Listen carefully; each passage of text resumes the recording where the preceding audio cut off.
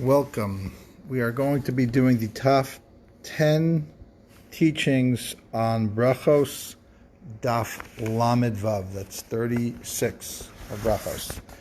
The first is the idea of primary and secondary in Brachot. The concept being that sometimes when you're having a particular food, like you're having steak and you're having onions with the steak, would you even make a bracha on the onions? In fact, actually you don't, but we're going to get into more details in that. Number two is shabbos and medicine. Surprisingly, there are rabbinic limitations on certain times people are told not to take medicine on Shabbos. Of course, if anybody is seriously ill, they have to take medicine, even if they're not seriously ill in a life-threatening way. If they're sick and they're, homebound, so to speak, they also take medicine. But there are times where the rabbis said if the person is fine overall, but they have pain in one part of their body, and it's not a serious type of circumstance, they shouldn't take medicine because they might come to grind the necessary ingredients, and in that process violate a biblical law. The question many people ask, and we're going to discuss today, is now that we have pharmacies, does that make a difference? Number three, in other words, maybe the rabbinic prohibition no longer exists because people don't grind their own herbal concoctions. Or do we say, my mother doesn't believe so much in Western medicine, she still believes in Chinese medicine. Maybe because of her, there's a chance that we still all have to be careful not to take medicine on Shabbos unless it's for a serious thing. We'll discuss that in number three. Number four is what bracha do we make on flour? I know it's a strange thing to eat. We'll talk a little bit about that and its implications in other places.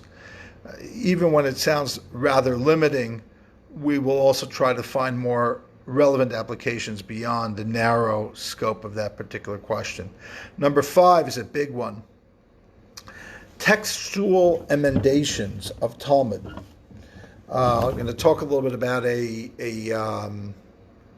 lecture I attended in Columbia with Rabbi Professor Halivni, and I basically, as is my style, this is going back a number of years ago when he was still at Columbia, felt free to just ask him lots of questions about his very interesting style, his so-called historical approach to looking at different layers of the Talmud. And I will also share with you Rabbi Solovichek from Yeshiva University, his opposition to that type of methodology of study, while he thought it was antithetical to a religious lifestyle, to keeping halacha. So I'll share that with you. It's a newly resurfaced, I don't know if it's new, but it's certainly new for me, a YouTube video of Rabbi Solovichek talking about this issue.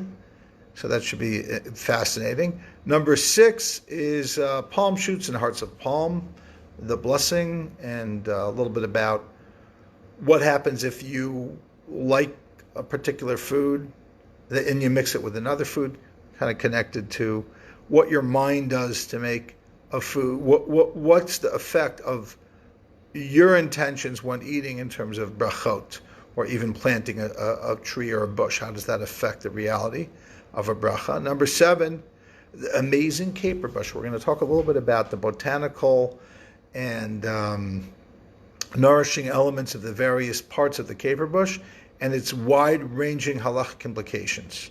Number eight is the idea that when Bies Shamai and Bies Hillel have an argument, the opinion of Bies Shamai is basically irrelevant. It doesn't resurface to become sometimes relevant.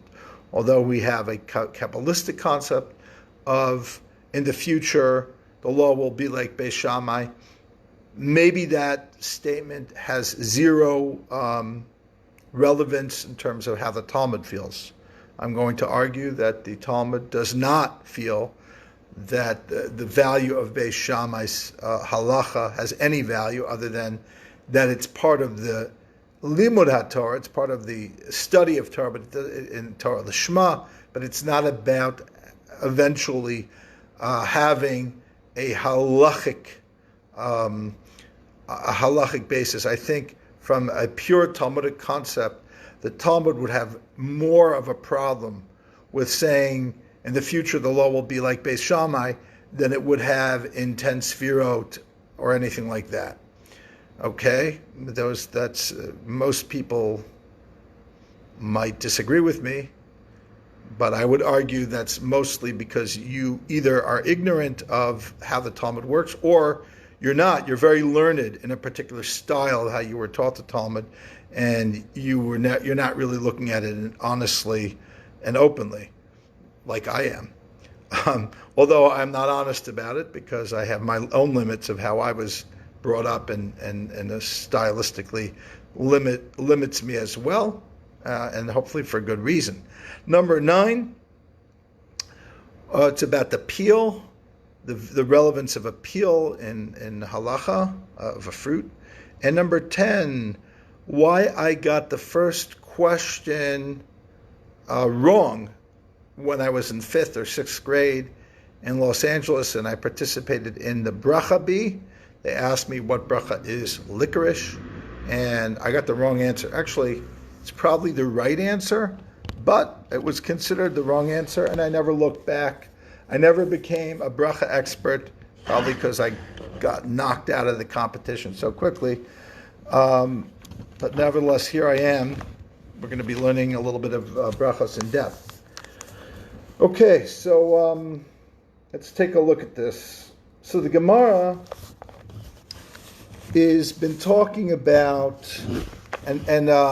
before I continue and dive in over here, I just wanted to dedicate tonight's learning for a refuah shlema for a dear member's mother who's going to be having an operation tomorrow morning. Frumalea bas etka, may she recover quickly, and may this procedure or operation bring her a complete and thorough healing.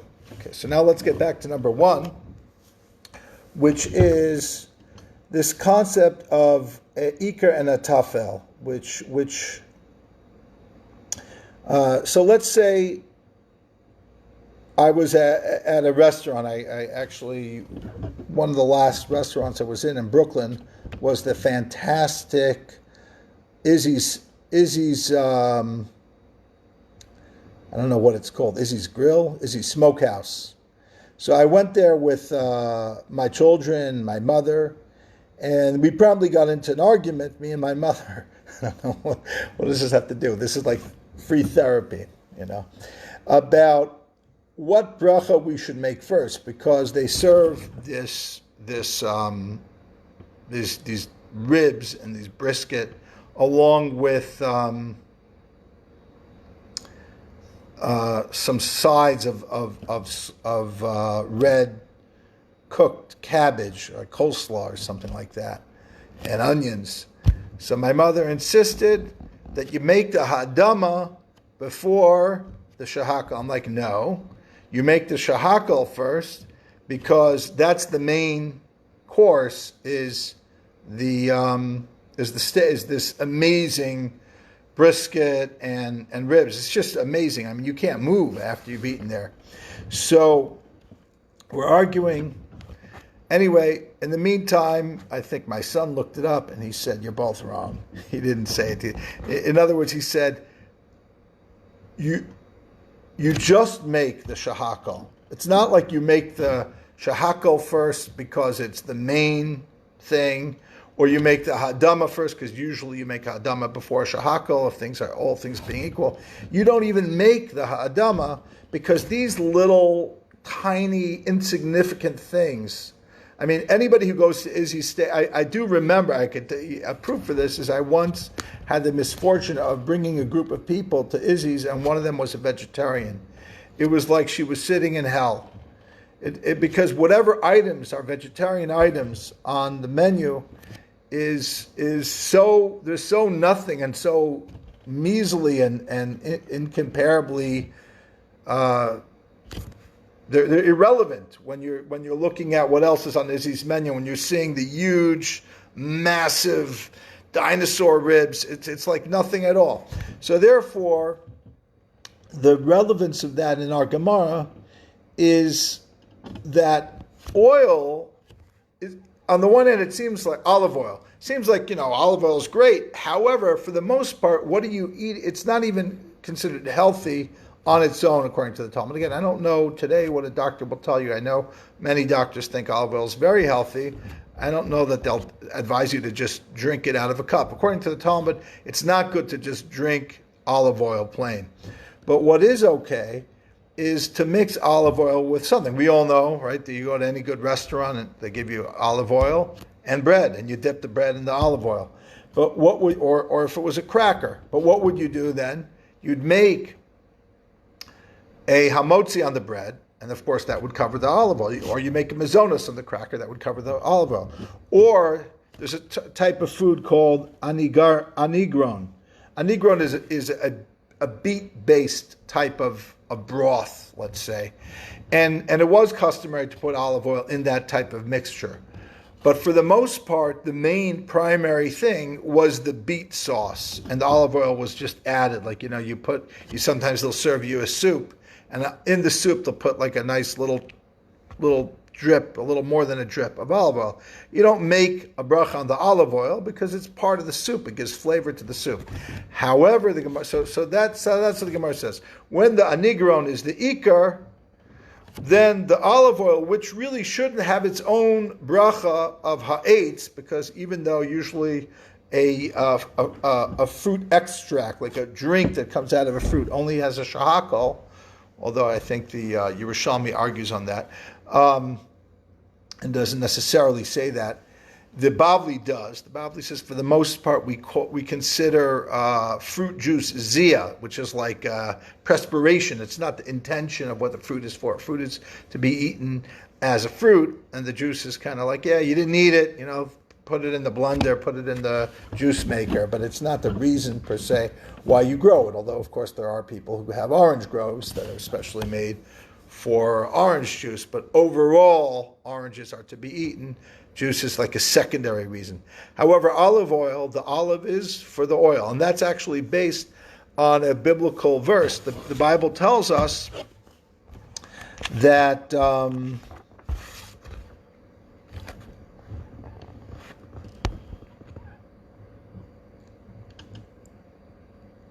why am I having a hard time finding this?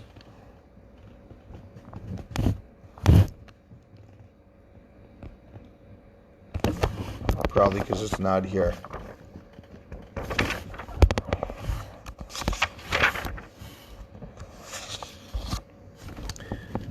Anyway,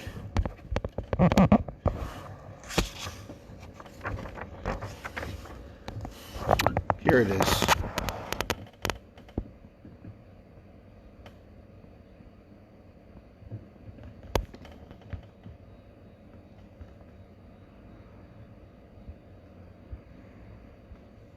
Yep, still can't find it.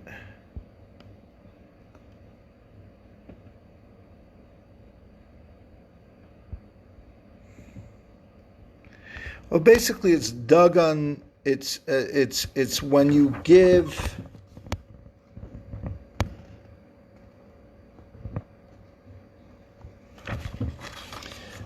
certain tithes. It should come from the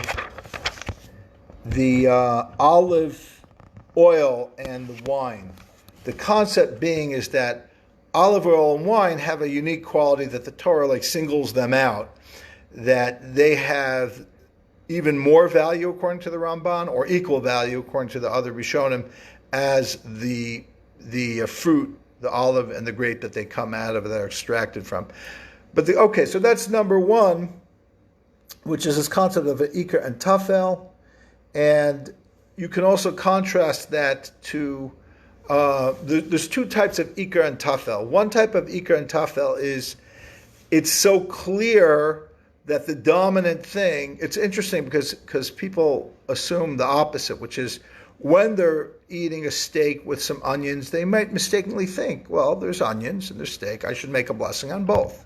But the truth is that at a certain point, the onions are like a fancy version of salt or ketchup. Of course, you can take a forkful of onion. It doesn't stop the fact that the onions is very much a side that goes with the steak. It's meant to make the steak more tasty. It's a thing that's there because of the steak. That makes it a tafel. That makes you only have to make a bracha on the steak.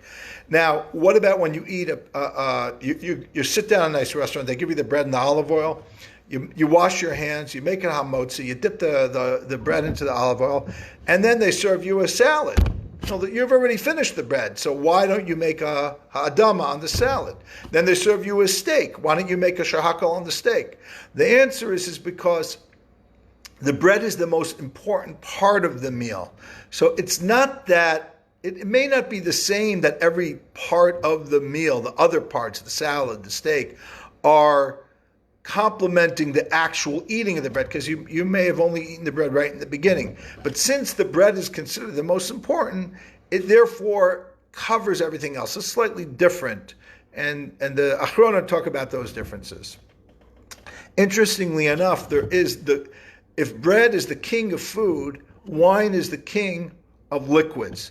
Technically speaking, when you're having a wine drinking event, or anything where you are drinking wine, that would cover the other liquids. So if you're having scotch, for example, or you're having water or juice, as long as you're drinking wine in that setting, you don't have to make a separate bracha for the other alcoholic or non-alcoholic beverages. A lot of people don't know that. In that regard, some people consider wine just like bread. You started with a glass of wine. It doesn't matter. An hour later, you're having a shot of whiskey, a beer, and then after that you're having soda. It's all covered. Other people say, well, you have to have more than just a little bit of wine in the beginning. As long as wine is the kavua part of what you're drinking, meaning it's the most prominent featured thing. If you had a shot of wine and then you moved on to the whiskey and kept with the whiskey all night, then it would be a suffix of whether the wine would cover all of those things. But again, we say Safek Brachos Lahakal, so technically you could be makel, you could be lenient and just make a bracha on the wine. If you wanted to be strict, you could make a shahakal on some food, and that way you'd have in mind all the other beverages and be yotz l'chol adeis, even if you're not having much wine during the course of the evening. I just wanted to mention two other things in this number one, and that is that sometimes, for example, the ikar, the main thing that you're eating, is something you don't like. So, for example, it could be that you're eating, yogurt, and you put in some strawberries. You don't like the yogurt because it doesn't have much taste. The strawberries are delicious. So the question becomes, since you like the strawberries more than the yogurt, would you then have to make either just a bracha on the strawberries, which is a hadama, or do we say that most people put the fruits into the yogurt? The fruits are a flavor for the yogurt. The yogurt's the main thing. The yogurt's got the protein, it's the probiotics, and it's like your breakfast, or part, and the strawberries make it edible, make it delicious. But so the halacha is really you just make a shahakal. The question is, but if you hate the yogurt, you're only doing it because you were told to have the yogurt. You wouldn't do it if your mother didn't make you have the yogurt. So then there's a question: does what you want affect the bracha? Which is, since you're just being forced to have the yogurt, but you'd rather just have the strawberries, does that be kovea that the strawberries should be the ikar? And the answer is no. The answer is something like yogurt and strawberries, we go after the general rule, which is yogurt with strawberries is essentially yogurt with an add-on. It's like a topping. And therefore you don't make a bracha on the topping and make a bracha on the yogurt. The same would be if you had an ice cream. Now, sometimes the ice cream comes with sprinkles, and sometimes they could put on fruit sprinkles. They could put on little kiwi parts or something, cherries. The same thing. The ice cream is the main event, and the toppings are just that. They're just toppings. You might really enjoy one of the toppings and you love it very much, but it's really part of the ice cream, and therefore you'd make just a shahakal. One last thing, which is, in life we always have an ikar and a tafel. The ikar is the primary thing, and the tafel is the secondary thing. So, for example, the ikar might be sitting and learning Gemara, and the tafel might be the recess.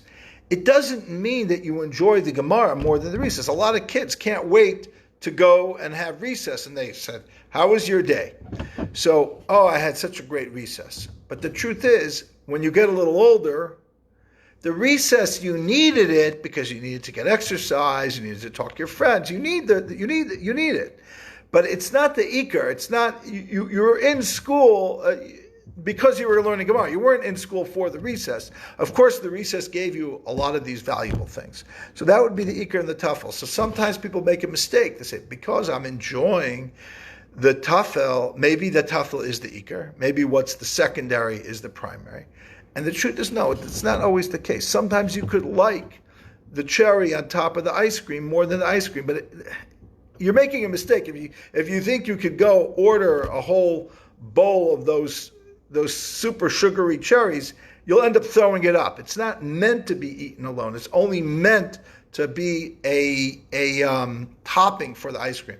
Just the same thing. You can't have recess all day without ever having the basics of ever sitting and going to actual school, in this case going learning Gemara. So again, that is the same thing with the bracha. And they say, the Shem Shmuel says, that was the issue with Esav and Yaakov.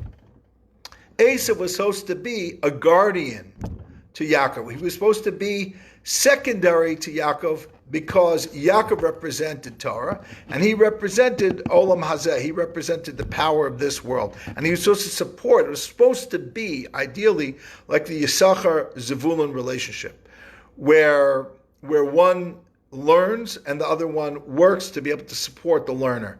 And Esav mistakenly thought that what was tafel is the ikar, what's the secondary is the primary, and that's why he wanted to feel he needed the blessings, and that's how the Shem Shmuel explains what happened between Esav and Yaakov in this vein of tafel and ikar. Number 2, Shabbos and medicine. Okay, so the Gemara tells us, we'll take a look at the Gemara here, that we're talking about a particular case. What's the case? Where the person's eating this type of beet broth, or something beet-based, that has a lot of oil in it because they have a sore throat. Gemara explains. Hacha b'mayaskina. What are we talking about here? B'choshesh b'grono. Titania, choshesh b'grono, we learned in a brisa that is somebody who has an ailment in the throat.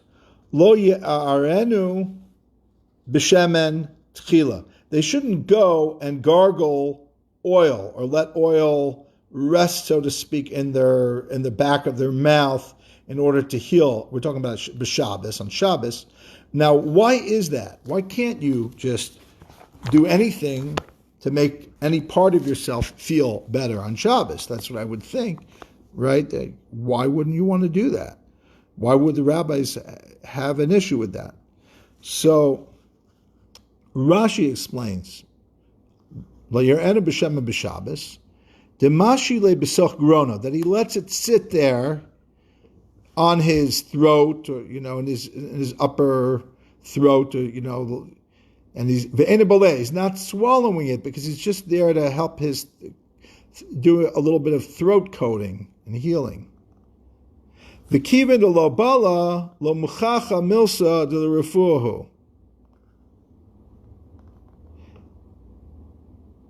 Since he doesn't swallow it. I'm sorry. There should be like a little thing there. It becomes apparent, it becomes clear that he's doing it for the sake of healing. Now, why is that a problem? The rabbis made a forbidding decree on medicinal, recognizable things, because of the fear that the person will come to violate the shabbos by a malacha d'oraisa of grinding herbs, medicinal herbs, shehi malacha, which is a malacha. Now, let me fill you in there a little bit with the following.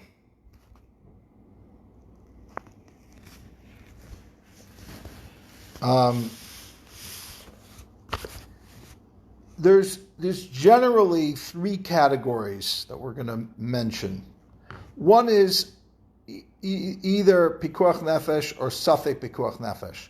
Somebody who is in grave danger of life, or potentially grave danger, maybe.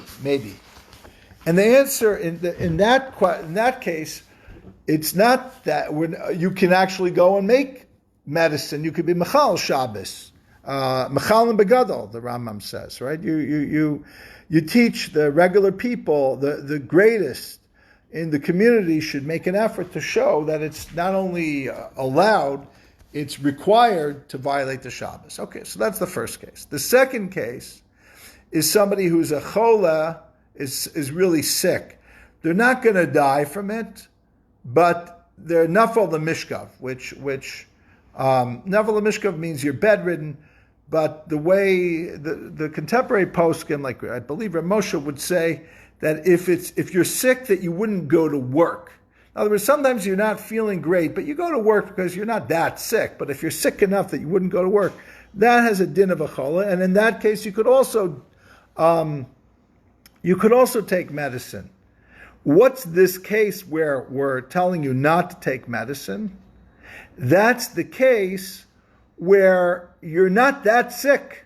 You have a discomfort, something hurts you, but you are okay overall. You can get up, you can go around, you can do stuff.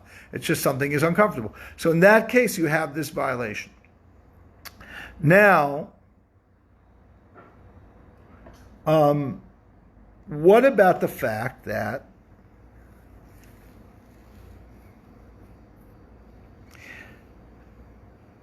today the pharmacists, the pharmaceutical companies, and the pharmacists, they prepare the drugs for the consumer. So all you do is you go to the doctor, you get a prescription, they call it into the pharmacy, and you go and you pick it up. Now you could arguably say that, okay, well, how do you pick it up? You got to get into the car, and you have to take your money, and you have to go buy this thing, and who knows, you have to carry it out into the street, whatever it is you have to do to get the medicine. So perhaps the rabbis are concerned that you're going to do all those things. But that wasn't their concern. Their concern is that you would do a malacha in the pounding and preparing the samamanim, the medicinal herbs. And we don't do that anymore. So a number of almost contemporary halachic sources, the Sridei Eish and the Ksos HaShulchan most notably, tackle this issue. And I believe the Sridei Eish says something to the effect that, we should be lenient today. And the Ksos HaShulchan takes a more nuanced approach, which is he explores the possibility that because there is some room to say we can be lenient. Perhaps it's not enough to just be lenient across the board, but we could be mitzdarf. That means we can combine, when there's a lenient opinion about something, we can combine the leniency of the fact that the primary concern that the rabbis had is not for the most part a problem, and since it might still be technically a problem or a halachic issue that doesn't just go away automatically, we should keep that ruling in place unless we have some reason, an additional reason to be lenient. So again, I think Rav Moshe didn't really like that approach. Rav Moshe had a more specific way of having many different heterim, to find many ways to help people based on his vast knowledge of Talmud and Halacha.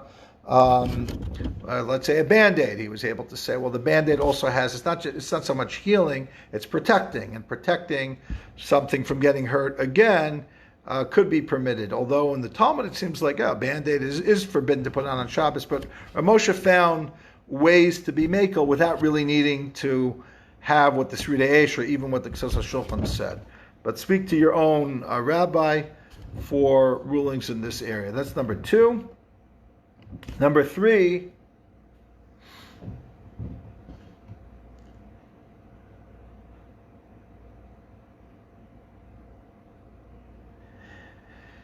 is the Gemara tells us that when you have this medicinal olive oil mixed with beets, you make bori priya eitz. And the Gemara says pshita, that's obvious, although it really is not obvious for many reasons. But the Gemara says, Mao detema kimidol refuah k'mechavan al davar chal klal. I would think that since your intention is for healing, you shouldn't make a bracha at all. Kamash malon, the Talmud tells us, or the Brisa tells us, Kimin islay hana mine boi bruche. Since you do benefit from it, you need to make a blessing. Couple things about this. When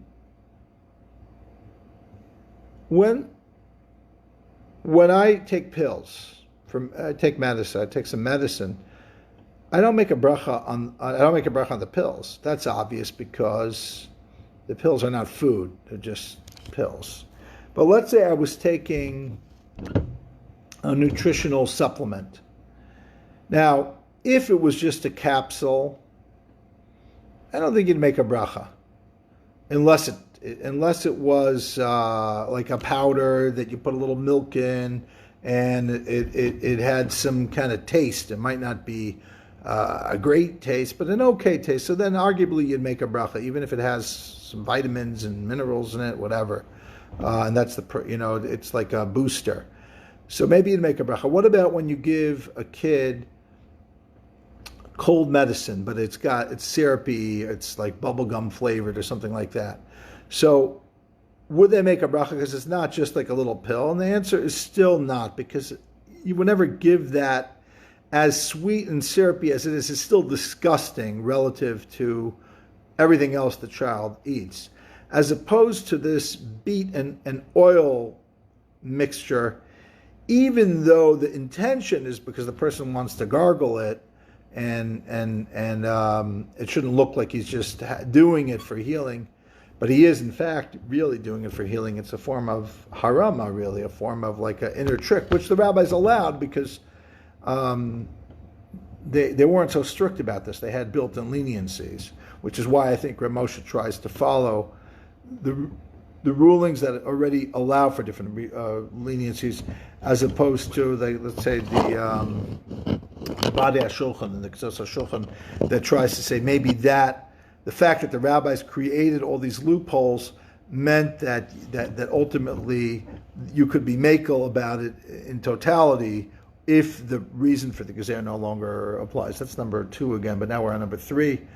So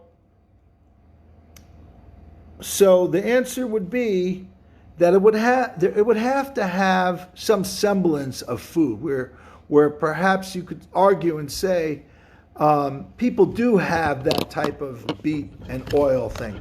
Maybe the norm is to put a little less oil in, you put a little more oil in, but that doesn't really matter so much. It's still a nourishing food.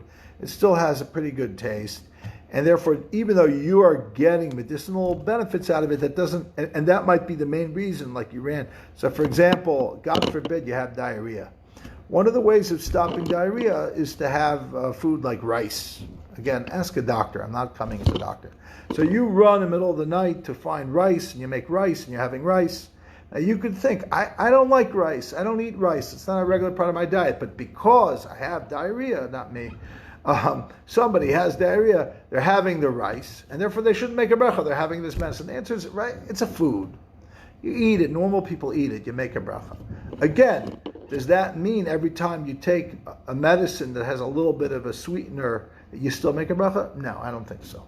If it's so clear that you wouldn't eat it as a food, then you wouldn't. Okay, that is number 3.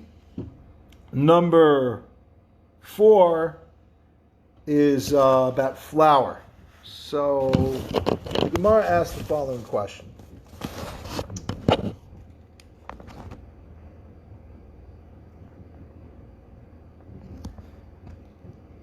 Kimcha dechiti. Flour, wheat flour. Now, what are we talking about here? Are we talking about raw wheat flour, or are we talking about parched wheat flour? So it seems there's already machlokas between Tosfos, who seems to say that it has to be parched, because if it was raw, it would be unedible, as opposed to other Rishonim that say, no, it could be actually raw flour. So there's a debate about what bracha to make. Rav Yehuda says you make a bari pri adama, and Rabbi Nachman says you make a shahakol niya b'dvaro. And what's the svara? What's the logic behind it? So the logic behind it is you changed it. It was originally a stalk of grain, and you took it and you dehusked it. You did all that stuff with you got rid of the chaff, and you took the kernels, the wheat kernels, and you ground them up. You put them in the mill. So now it's flour. Now it's like a floury substance as opposed to a kernel-like substance. So because you changed it, when you change something, it becomes shahakal. Or do you say that everybody knows certain things that you change, it doesn't make it change the bracha. And the truth is, there's a lot of things that we're going to discuss in the next few blot. What happens when you take an apple and you bake the apple? Like what happens when you take an orange and you make a jam out of it? So the answer will be sometimes when you make something into a jam, it becomes a shahakal. It's something else because it's like the juice. The juice becomes a shahakal even though it's a fruit juice. But other times, arguably, you bake the apple. So now it's a step up. It's a baked apple. People like apples, but they love baked apples, so it would continue to be A8s. So the question here becomes, what is the flour? And do we compare it to olive oil? Because we said olive oil, when it's mixed with this beet juice, has when the olive oil is the majority of it, or the main reason why you're having it, continues to be a ha'etz because it's a chashuv thing. Or do you say that in this case it's just a shahakal? So the Gemara discusses that, and I wanted to just mention that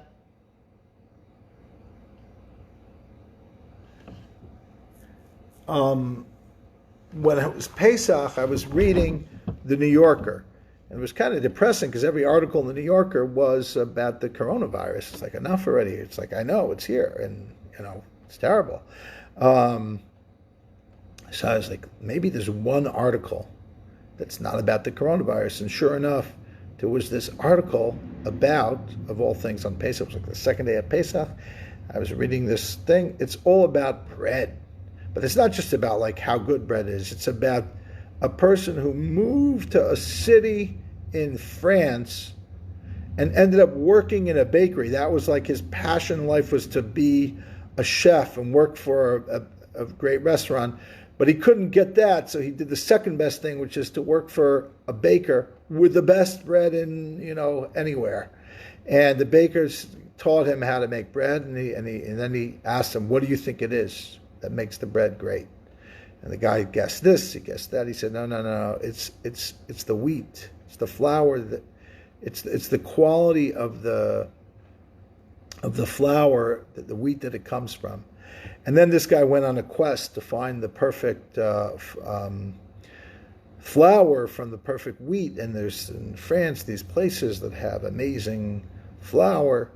And a lot of the breads that you eat, if they're not great breads, it's not just that the baker may not be a good baker. It's simply that they're not getting the high quality flour. So perhaps you could say that somebody who appreciates bread, he tastes the bread already in the flour and enjoys it. You and me, I don't know if I would enjoy it. So perhaps that's the machlokas. Since the people who love bread, who understand that there's a relationship between the quality of the flour and the quality of the bread, and they already are chewing it and getting something out of eating the flour, so then they continue to make a ha'adama. People don't understand that. It's now that would make sense even to Rashi and the opinions that say it's not parched. According to the opinions that it's parched, it's easier to understand. You don't need to come on to the article in the New Yorker. So that's number 3. Number 4. I'm sorry, that was number 4. Number 5 is an interesting one. When we amend the text, because Rashi here says the following thing.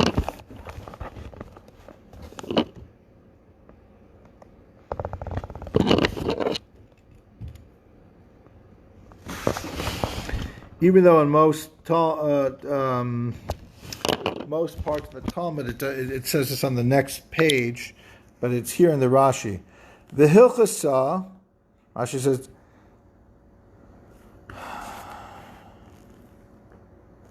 see here, it's really on the next page, right over here.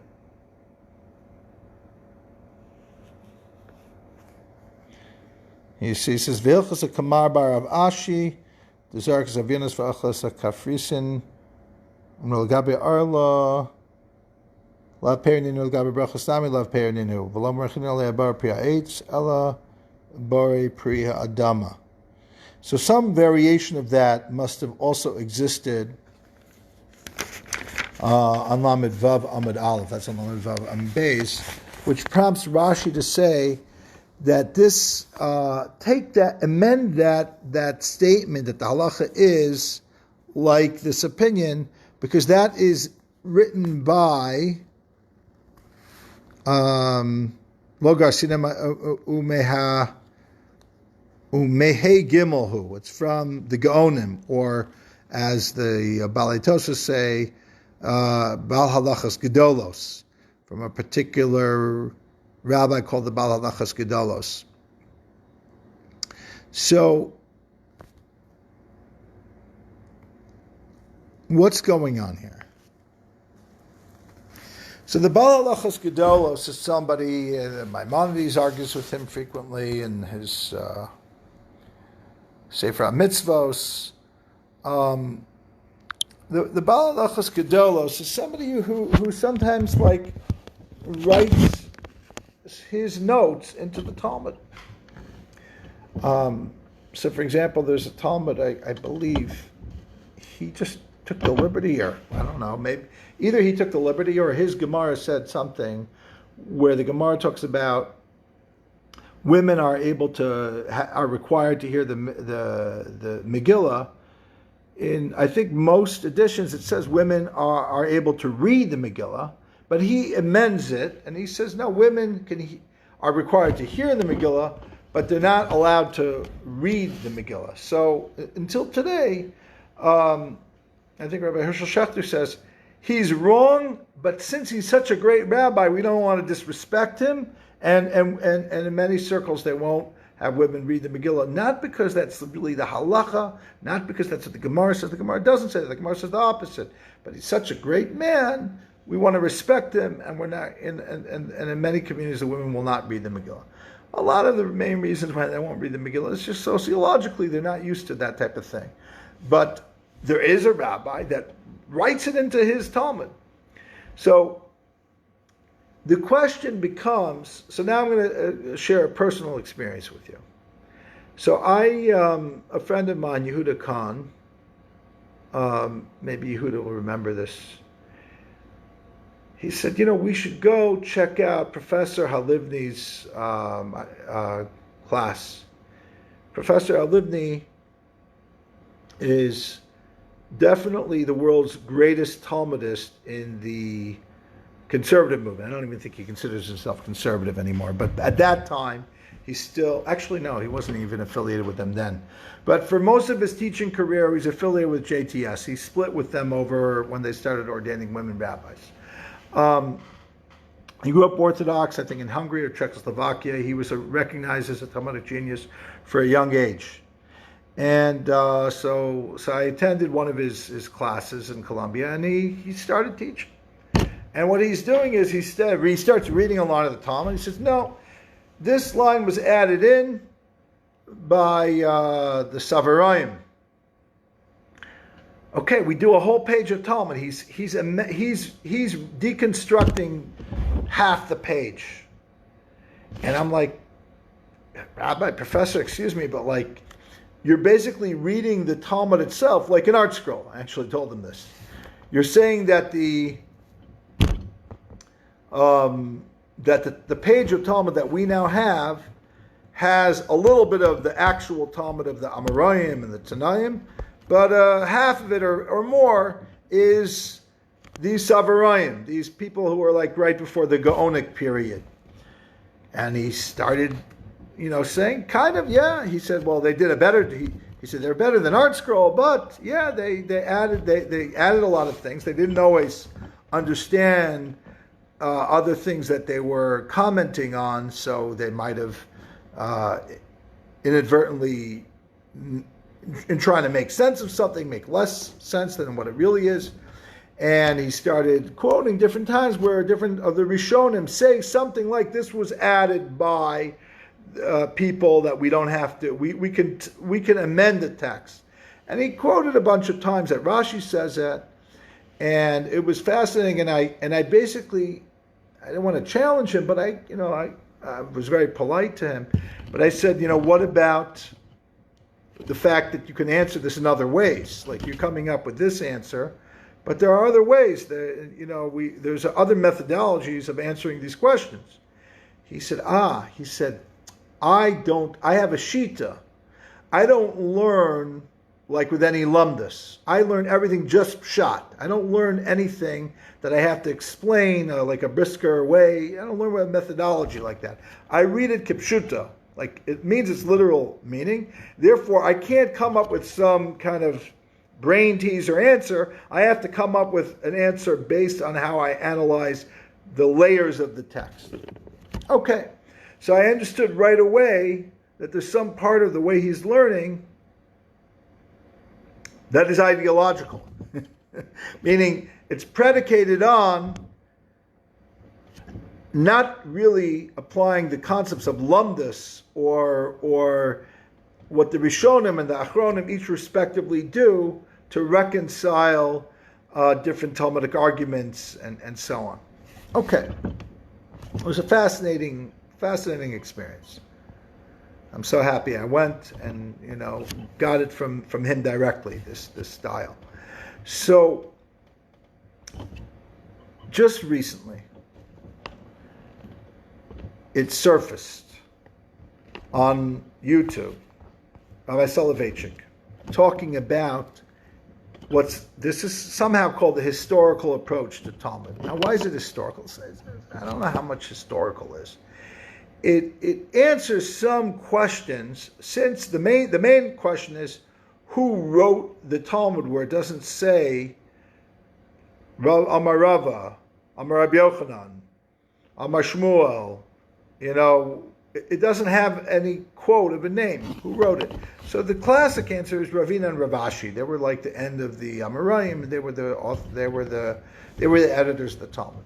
But okay, so he doesn't like this approach, and he tries to kind of deconstruct the Talmud and bring in the Amoraim and so on. Comes over by Solovichek, that's Halivni and the JTS approach. That's also now impacted, I believe, the current professor of Talmud in Columbia is Professor Yerushalmi. I don't know if it's Yerushalmi. I don't know what his name is. But anyway, he's a student of Halivni, so continuing the same way. Enter Rabbi Solovichek. And Rabbi Solovichek says the following thing. He said, you can't reconcile halacha and a historical approach. In other words, if you're going to start trying to verify a historical methodology, you're going to undermine the accepted norms of what halacha is. Instead, now here's the interesting thing. Rabbi Solovichek didn't say, therefore all we have is the halacha that we have. That's what his cousin, Rav Moshe Feinstein, said. Rav Moshe Feinstein said, we have a Mesorah of how we accepted the Gemara. And that's as sacred, or maybe it's more sacred in a way, than what actually happened then. We're not concerned for the Talmud that could have been, we're only concerned with the Talmud that was. In other words, we don't give a validity to what could have been more of a cleaner version that never was actually handed down to us, but it would be based on some professor speculating this and that and that. But Rabbi Solovichek didn't simply say that. He said something else. He said, we have lumdus to get to halacha. Everybody knows brisk has lumdus, but what does lumdus have to do with halacha? In fact, it's the opposite. Brisker lumdus is the furthest thing away to getting to halacha. It's a miracle that while you produced a guy like Herschel Schachter that can know the halacha and still have a little bit of lumdus left. Most of the guys who do the lumdus and YU, they never get to the halacha because the lumdus makes the halacha impossible. Yet, here comes Rabbi Solovichek and says lumdus. The lumdus gets to the halacha. Why? Was he being disingenuous? No, to the contrary. He was being very genuine. He was saying there are questions and we need to come up with an answer. And I do have an answer. It's lumdus. That's the brisker derech. That answers the questions. And it still keeps you from. Because the historical approach, it might be intriguing. It might be interesting. It might be interdisciplinary with other, with textual changes in other books at that time and comparing and stuff like that. And then maybe even a historical approach to the greater historical events in the world, which people do with the Bible. The issue then becomes you deconstruct it. And in that deconstruction, it's no longer sacred. You no longer can extract what we do as Jews with halacha. So while it might be intriguing and fascinating, there are limits. And then Rabbi Solovichek gave an example of saying, imagine there's mathematics, but then let's say there's a psychologist who wants to understand the psychology of the mathematician. The mathematician can't get swept up in understanding what's motivating the scientists to discover or uncover what's already there in terms of mathematics. Because they have to stick to their discipline, which is mathematics. They can't become they can't get swept up into the psychology of a mathematician, because then it will corrupt the process of just the pure mathematics. So interestingly enough, halacha has its own validity in and of itself, that once you start using history to gauge it, you'll ultimately corrupt it. So that's number 5. Okay, now we go on to number 6.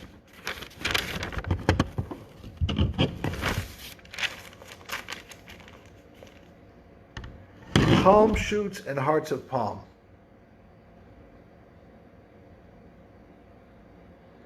Do you make a shahakal or an adama?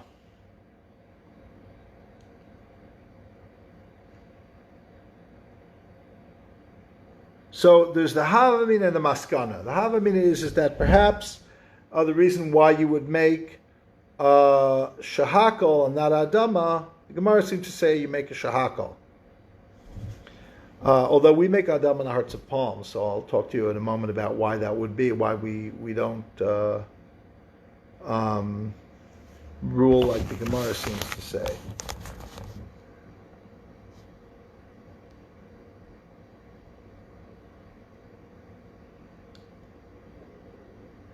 The reason why we'd make a shahakal is either because it's going to become hard and unedible if you let it sit there. The Gemara rejects that because it says there are other things like turnips that if you don't pick them the right time, they'll also harden and become unedible. Rather, it has to do with kavana, your intention. The palm tree isn't there for the heart of palm. It's a byproduct, but it's not the purpose. And that's why you don't make, you make a shahakal on it.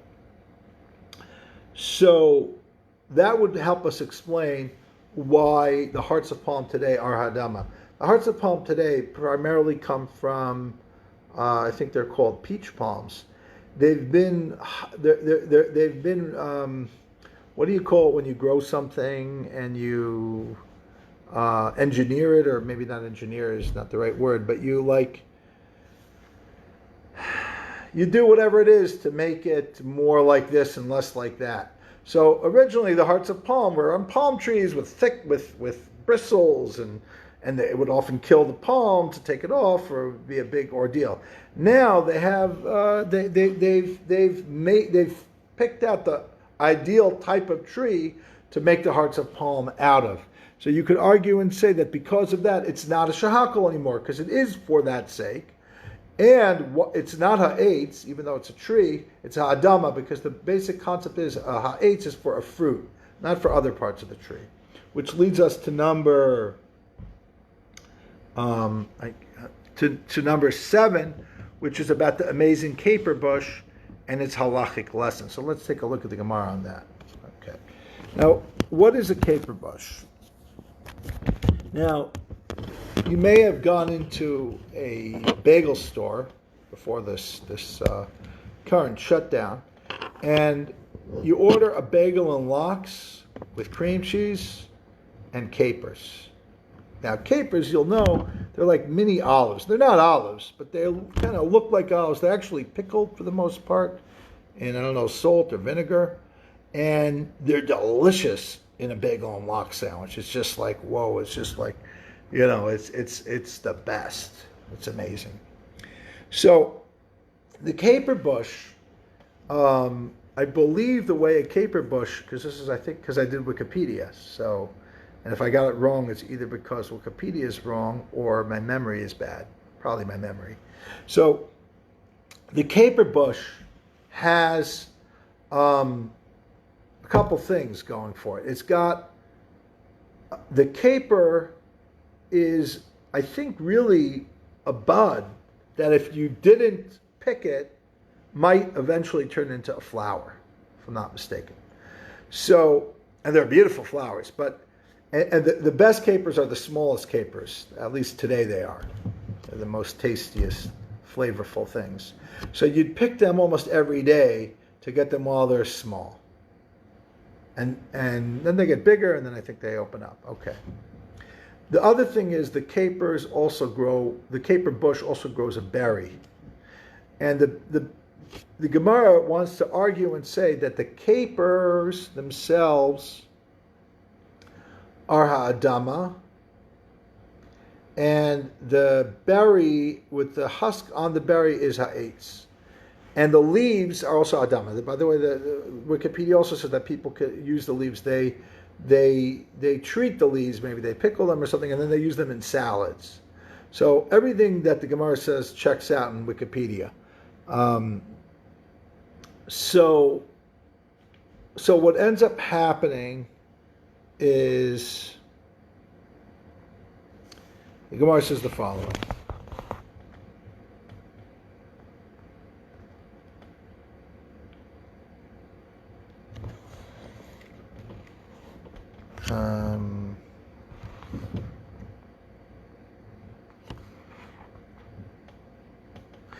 Slaf de nate inishadaita de pircha.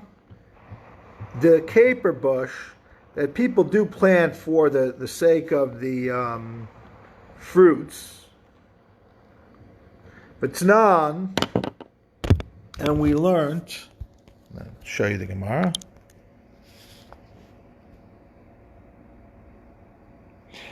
Amine nitzva, on the different elements of this caper bush. Ala alin va'ala tamaros, on the leaves and the date-like. I'm going to say that tamaros is actually referring to the actual capers, what we call capers in the bagel and lock store. Omer bar pri adama, you'd make a adama. So if you've been making a adama on capers, if you have a weird tendency to be able to eat capers without the bagel and lox, you'd make adama. You'd be correct in that. Vala evyonos vala kafrisin, and on the berries and the husks, omer bore pri ha'etz. Generally speaking, you'd eat the husks together with the berries. Generally speaking, that would be a ha'etz. Omar Rav Nachman bar Yitzchak salaf nite inche adaita deshusa dikla lonata inche adaita dekara. The Gemara makes a distinction because before I mentioned that we make a shahakal on the original, not today's hearts of palm, but the ancient hearts of palm. You'd make a shahakal because people wouldn't plant the palm trees for the sake of the heart of palm or the shoot of palm that they're talking about, which is different than today. But they do plant the caper bush in part for the capers, even though they want both. But they don't just want the berries, they also want the capers. So you could have multiple purposes under certain circumstances of what your intention is, and that'll affect that you make a hadama rather than a shahakal, like the Gemara says here. Now let's talk a little bit more about this these caper bushes. The Gemara goes into a lengthy conversation about caper bushes and says the following. I'll just share it with you outside.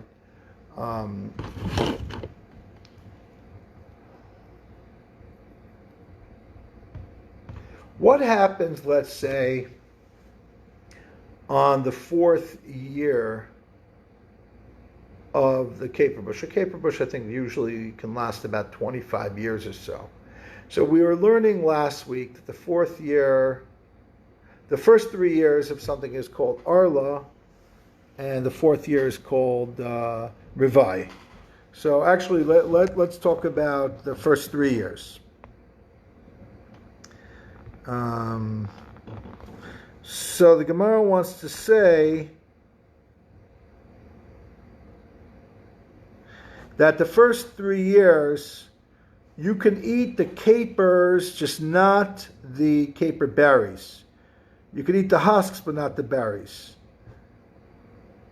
And the Gemara asks a question, why is that? We just had this other thing that seemed to indicate that the husks are like the berries, and the other parts are also edible, and you make a bracha, you make hadama, let's say, on them, but just the berries, you make the ha'etz, so it's still part of the tree.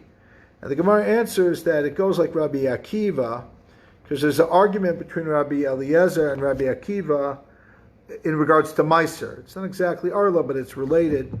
Meiser is you give like a Meiser Ani, right? Meiser to Levi, or Meiser Ani in Eretz Yisrael. And there's a debate about, Rabbi Eliezer says you all of those different parts, edible parts that we talked about in the caper bush, you have to give to Meiser. And Rabbi Akiva says, no, only the berries, not the rest of it, because the berries are the fruit and the other parts are not fruit. So the Gemara says, why don't we just say the halacha is like Rabbi Akiva? The Gemara says no, because I would think then that the halacha is like Rabbi Akiva even in Eretz Yisrael, and it's telling you another principle, whoever's lenient outside of Israel, the law is like them. I'm sorry, whoever's lenient when there's a debate in Israel, the halacha becomes like them outside of Israel. Although ba'aretz, lo, but not necessarily in the land of Israel. B'nei Halachic Rabbi Akiva b'chutz la'aretz. So the Gemara asks, why don't we just say the laws like Rabbi Akiva when you're outside of Israel for this caper bush that you just can't eat the berries, but you can eat the rest of it? The Chol HaMekel b'Yisrael la'achiv b'chutz la'aretz. So the Gemara says no. Yamar hachi havamina hani mili gabi meiser ilon the be'aretz kufa b'derabanan. No, that wouldn't work because the actual case that Rabbi Akiva is talking about is Meiser. And I might say that, well, that's because Meiser Elon, even in Eretz Yisrael, is only from the rabbis. It's a good question. Why is it only from the rabbis? So the Rambam has an interesting answer here that that you need to have, that this is even going, there's two answers. One answer is because it's after the Churban, after the destruction of the temple. There's another answer is that even before that, in the Bies Shamai, according to the Rambam, it seems that they weren't chayav b'ma'aseh b'deraisa. Okay, so there's a whole conversation here. So that's interesting. It has implications a little bit about whether you have a heter mechira in Eretz Yisrael, whether there's a way to sell the land to the Arabs for not having to do shavias. That would be depending possibly on that ruling of the Rambam about Meiser Bisman Hazeh, or even Bisman of the Bies Shamai, and another Rishonim who the Gemara says it's only Midirabanan. So since it's only Midirabanan, maybe there's room to be Makel.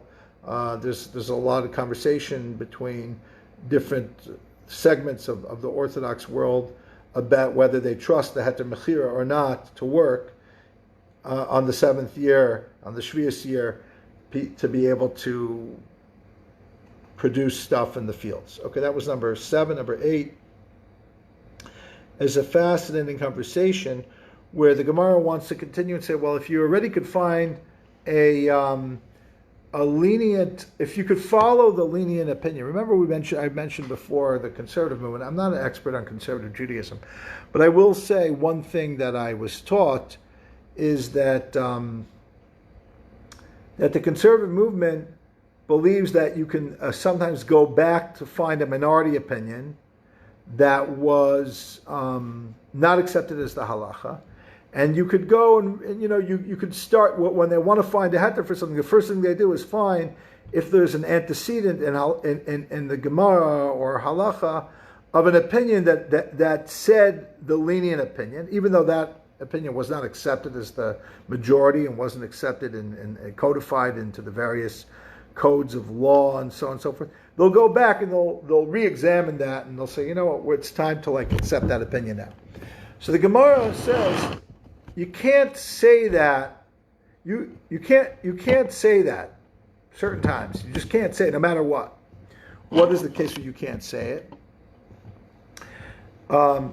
Even in general, you just can't say it all the time. You can't just always go back and do that, because then you could always undermine halacha by always just finding any lenient opinion anywhere, and it becomes very hard to sustain kind of a halachic integrity. But let's say, for argument's sake, that you can. Let's say that you can.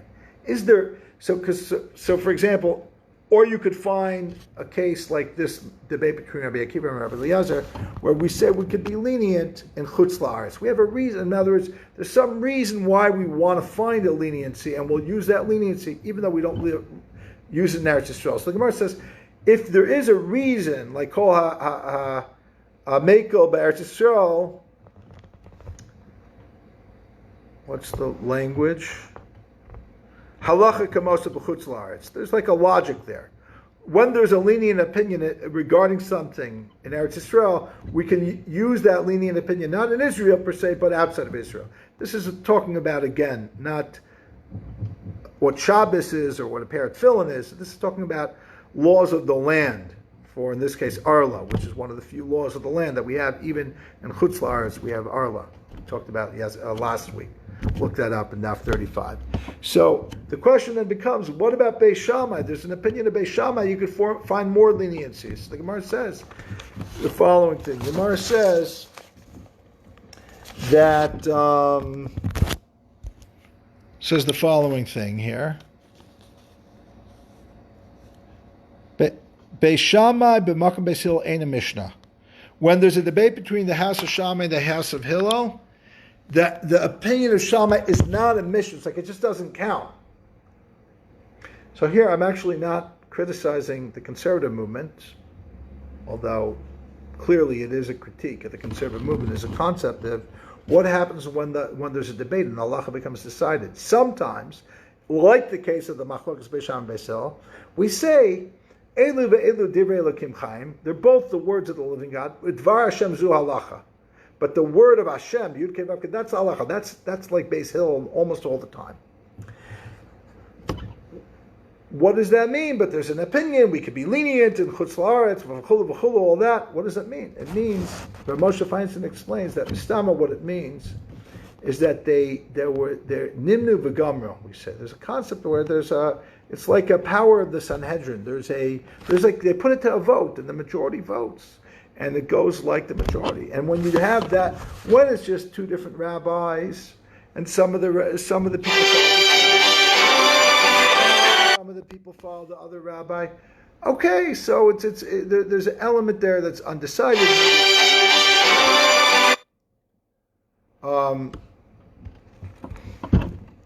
So there's an element that's undecided.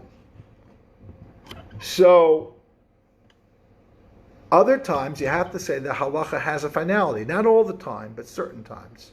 So that's something that we have to look more for, which is when does the consensus turn into, even though there might be other opinions, but the other opinions get outweighed by the overall halacha, meaning the consensus. The consensus forms, the consensus builds, and then the Bies Shamai b'makom Bies Hillel ein mishna. We have to define more times in halacha when the halacha makes a clear-cut ruling of this is the law. The other opinions are irrelevant. Now I wanted to actually critique not just JTS, I wanted to critique Hasidus and Kabbalah. A lot of times people run around saying that, who am I to critique Hasidus and Kabbalah? I'm nobody and nothing, and Chas v'shalom to critique them. But the point I want to make a point is that we have to understand something, because I don't understand it, and I know it means something, but not what I think it means, because it's not necessarily understood on a pshat level. There is a source. I think it's maybe one of the talmidim of the Ari. I don't think I saw it in the Ari himself. Maybe one of his talmidim that says that in the Yemaisa Mashiach the halacha will be like Bies Shamai, and it's based on some Kabbalistic concept of like the Levi will be higher than the Kohen, Korach. Saw a nevuah that he'd be higher, he just was wrong because it wasn't for his time, all that stuff like that. The problem with that is that Bies Shamai b'makom Bies Hillel ain't a mishna. Means if you believe I'd rather believe that Mashiach will come and then we'll understand the secrets of the Torah, we'll get connected. Mitzvahs ma'asos lav dafka, maybe. You want to say that maybe, mitzvahs won't be so literal anymore? Okay, I don't know what's going to happen. But just to say the opposite, that no, it's going to be much stricter, it's going to be like Bies Shamai on a literal level, I don't buy it. Memanushach. Either you follow this Gemara, and then it's not a Mishnah, we don't go back and revisit it, there's nothing to talk about. Or if you're saying, well, Torah Chadasha Meiti Teitze means we're going to revisit everything, then fine, so revisit everything. Why stop? Why stop here? It's just a question. It's not a critique as much as a real sincere question. And we have to look deeply into what this really means, and now don't just learn it on the superficial level. That's number 8. Number 9 is about a Shomer Lepri. The Gemara talks a little bit about 3 different answers of when something that's appeal has the same halachic status in certain instances to share certain halachic statuses with the fruit itself, and that could either be because that it's there when it's attached to the fruit or disattached, that's A, or B, that it's there even till the fruit is completed, whatever that means in terms of halacha, the completion of the fruit, or C, as long as it's attached. Once you remove it, then it's no longer a part of it. When the fruit when you remove it when the fruit dies. Okay. That's number 9. Number 10, final thing, a little fun, is, okay, I'm in 5th grade, and with Rabbi Feinland, we're learning the Brachos, and we're going to have a Bracha bee. Whoever wins in the class is going to then go up against the other kids in the school, and then maybe whoever wins in the school is going to go up against some other school. I don't know. I have a lot of nephews and nieces or whatever it is. They go to Brooklyn every year because they have these chidons. They have these tests. I don't know what they're like. Bracha bees on steroids with all these other things, not just brachos anymore. Okay, so it's the round 1 of the bracha bee. It's my turn. Rabbi Feinland asks me, "What's the bracha that you make on licorice?" Shahakal. I make a shahakal. I always go, by the way, I don't care about what I hear. I go about what I know. Meaning, I don't care what my teacher says today. I have a Masorah, I have a tradition. I have a father who's very meticulous in halacha, one of the most meticulous people in halacha that I know. And what he teaches me, I know, is 95% going to be the halacha, unless I know the person talking to me is much more than even a great Talmud Chacham. Because they have to be more. They have to be a Baal Masorah and a Talmud Chacham. So it could be a big Rosh Hashiva. I learned by Rabbi Shochat. I'd still think my father has a more basic kind of like, this is the halacha. I wouldn't ask Ezra Shochat for the halacha because he's such a genius. He's the brisker derech. He's thinking a million ways to transfer a line in Rashi. He has no shaykhs to halacha, very little shaykhs. My father is very into halacha, so I know my father knows what he's doing. So if I say shahakal, I want to tell you, 90% of what I get is just basic halacha from my father. Maybe 50%. Up until recently, 90% was just whatever my father taught me. That was what I trusted, and then I verified it later. But when I would hear other shitas, I would know instinctively they're probably wrong, or it's another shita that I don't have to do. Now I'm very close. I learn with Rabbi Mordechai Tendler. I spent a lot of time learning Mesaras Maisha, not just the Sefer, which is the name of a book, 3-volume book on Rav Moshe's Mesara, his tradition, and Igros Moshe, his actual responsa. But I have a living Mesara. I have a relationship with. I talk with Rabbi Moshe's grandson, who was the biggest Baal Mesara of Rav Moshe's learning. So now I have that. So I have 50-50. Okay, and then 50% everything else and everyone else. But I just instinctively know that it was shahakal. I always made a shahakal. My father, I wouldn't, because that's what I know. Wrong. If I say wrong, okay, I'm wrong. I'm not going to argue. I'm not like that. If he said, no, we make him a Zionist. I swear, you make him a Zionist. Why would you make him a Zionist on what is it, a cake? Is it a cookie? So it turns out, I didn't even know this. I probably wasn't paying attention, is they put a little bit of flour into the licorice. It's a binding agent. Now, of course, you don't make a mezainis on licorice because it's there. It's a candy. It's a sugary candy. It has a little bit of flour that nobody even is aware of, but 95% of people make a shahakal. 5% taka make a mezainis because it's Gemara. The Gemara here says, probably the Gemara says, but it's not really what the Gemara says, on Lamed Vavam Beis.